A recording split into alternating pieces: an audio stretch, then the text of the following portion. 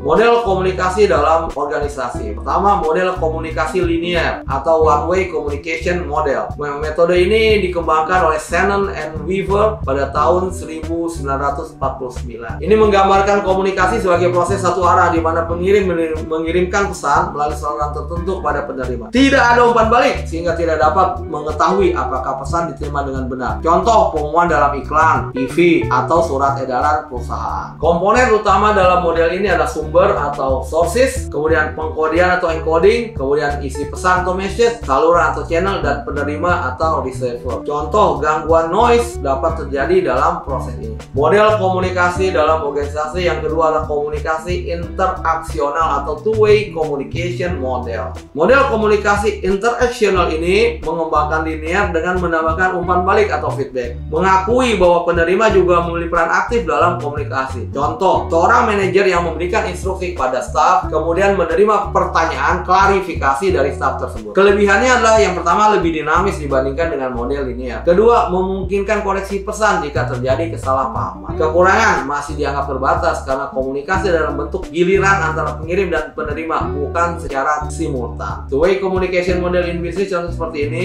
Sender mengirimkan pesan, kemudian diterima oleh receiver, kemudian mengirimkan feedbacknya, dan mungkin pada saat proses komunikasi berlangsung terjadi noise atau gangguan komunikasi. Model komunikasi transaksional atau transactional model of communication. Ini menunjukkan bahwa komunikasi terjadi secara simultan dan dua arah. Setiap individu dapat menjadi pengirim dan penerima pada saat yang sama. Konteks dan pengalaman individu mempengaruhi bagaimana pesan dikodekan dan didekodekan. Contoh diskusi tim dalam rapat, di mana setiap anggota bisa berbicara dan mendengar secara bersamaan. Kelebihannya yang pertama adalah menggambarkan komunikasi secara lebih realistis. Kemudian yang kedua, mempertimbangkan faktor lingkungan dan konteks sosial dalam komunikasi. Kekurangan, kompleksitas tinggi, terutama dalam komunikasi organisasi yang melibatkan banyak pihak. Contohnya seperti ini, setiap orang berfungsi sebagai komunikator kedua-duanya, baik sebagai sender maupun sebagai receiver, dan keduanya bisa mengirimkan message secara bersamaan, dan dimana dalam hal ini noise bisa terjadi setiap saat di antara keduanya.